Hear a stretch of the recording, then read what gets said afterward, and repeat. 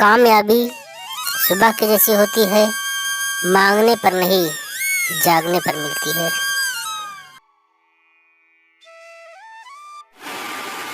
नमस्कार दोस्तों, एक दिन महर्षि गालव जब प्रातः सूर्यार्घ्य प्रदान कर रहे थे, उनकी अंजलि में आकाश मार्ग से जाते हुए चित्रसेन गंधर्व की थूकी हुई पीक गिर गई। मुनि को इससे बड़ा क्रोध आया। वे उसे श्राप देना ही चाहते थे कि उन्हें अपने तपोनाश का ध्यान आया और वे रुक गए। उन्होंने जाकर भगवान श्री कृष्ण से फरियाद की। श्याम सुंदर तो ठहरे ब्राह्मणों के रक्षक, उन्होंने झट प्रतिज्ञा कर ली 24 घंटे के भीतर चित्रसेन का वध कर देने की। उन्होंने ऋषि को पूर्णतः संतुष्ट करने के लिए माता देवकी तथा महर्षि गालव के चरणों की शपथ ले ली। गालव जी अभी लौटे ही थे कि देवर्षि नारद बीड़ा बजाते हुए पहुंच गए। भगवान ने उनका स्वागत किया। शांत होने पर नारद जी ने कहा, प्रभो, आप तो परमानंद कहे जाते हैं। आपके दर्शन से लोग विषाद मुक्त हो जाते हैं, पर पता नहीं क्यों आज आपके मुख कमल पर विषाद की रेखा दिख रही है। इस पर श्याम सुंदर ने गालव जी के सारे प्रसंग को सुनाकर अपनी प्रतिज्ञा सुनाई। अब नारद जी को कैसा चैन, आनंद आ गया। झटपट चले और पहुँचे चित्रसेन के पास।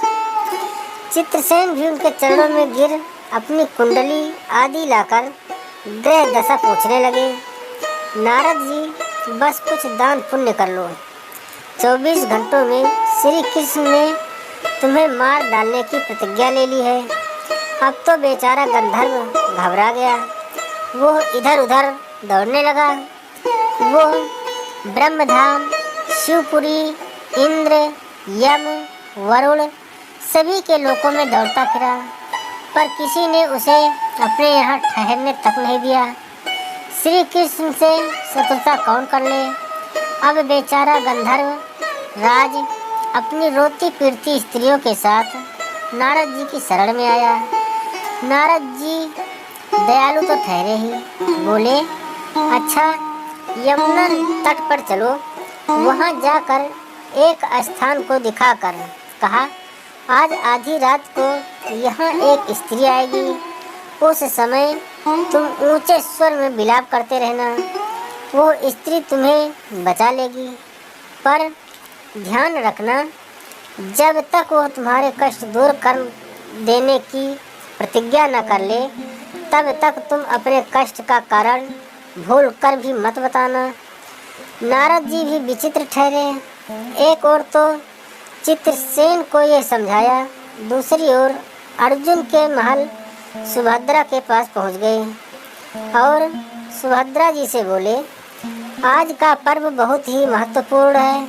आज आधी रात को यमुना स्नान करने तथा दीन की रक्षा करने से अक्षय पुण्य की प्राप्ति होगी। आधी रात को सुभद्रा अपनी 1-2 सहेलियों के साथ यमुना स्नान को पहुंची। वहां उन्हें रोने की आवाज़ सुनाई दी। नारद जी ने दीनों द्वार का महत्व बतला ही रखा था। सुभद्रा ने सोचा, चलो अक्षय पुण्य लूट ही लूँ। वे तुरंत उधर गई तो चित्रसेन रोता मिला।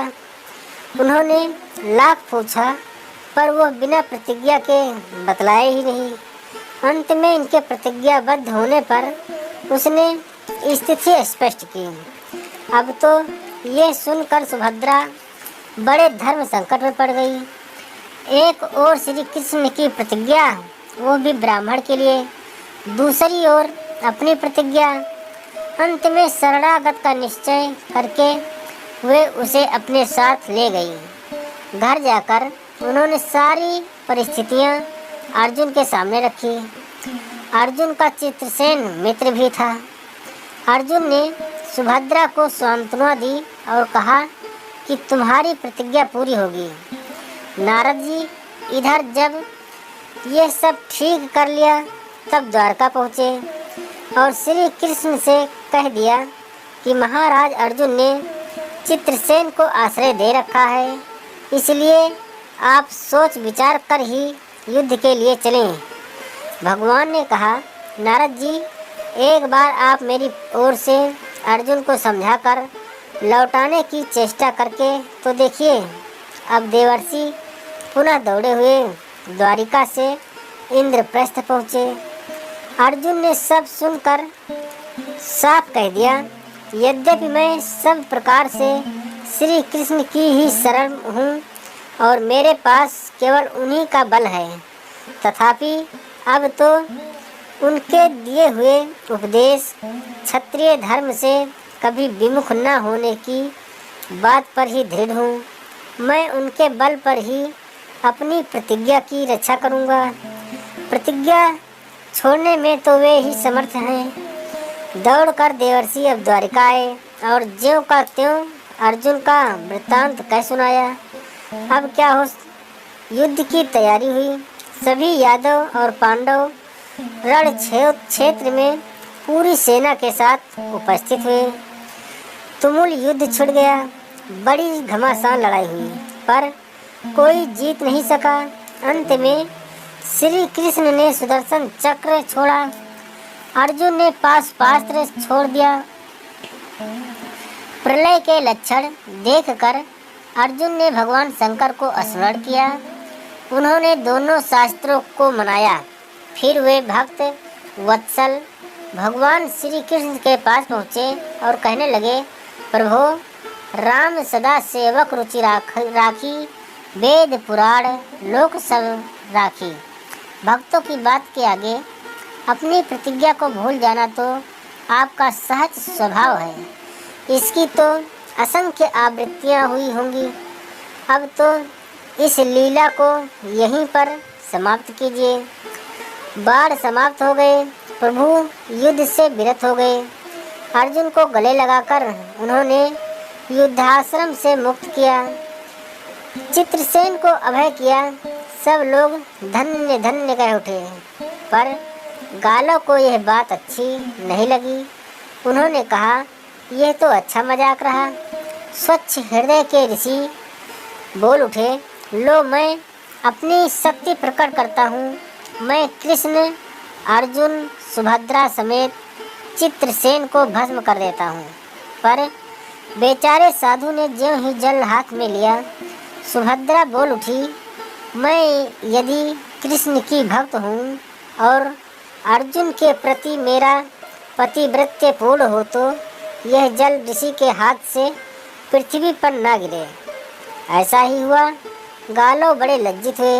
उन्होंने प्रभु को नमस्कार किया और वे अपने स्थान पर लौट गए। तदंतर सभी अपने अपने स्थान को पधारे। दोस्तों, इस प्रकार अर्जुन और भगवान श्री कृष्ण के बीच युद्ध समाप्त हो गया। दोस्तों, हम अपने चैनल मोहिनी वॉइस 1980 पर ऐसी ही अद्भुत पौराणिक कहानियाँ लाता रहता हूँ। इसलिए प्लीज़ हमारे चैनल को सब्सक्राइब अवश्य कर लें, ताकि हमारे द्वारा लाई गई सारी कहानियाँ आपको मिल सकें। आप अपना और अपनों का ख्याल रखें। जय हिंद, वंदे मातरम।